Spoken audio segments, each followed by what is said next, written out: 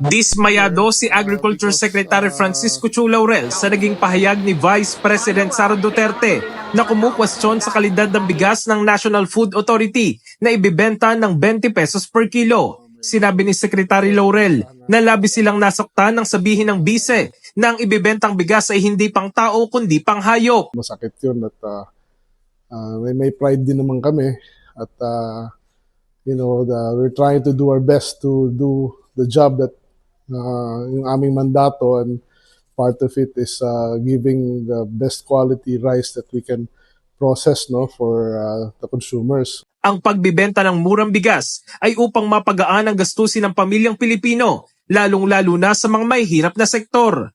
Tiniyak din ng DA na dekalidad ang mga bigas na ibinibenta sa mamamayang Pilipino.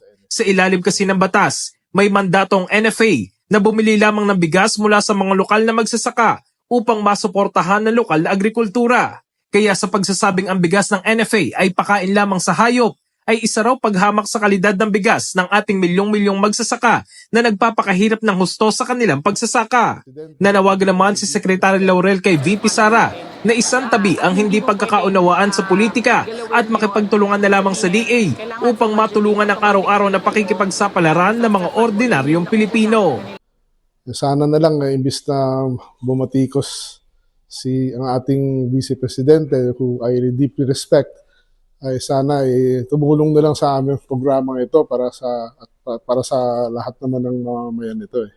In the heart of changing lives, ako si Brigada Jigo Custodio ng 105.1 Brigada News of Manila, the Music News Authority.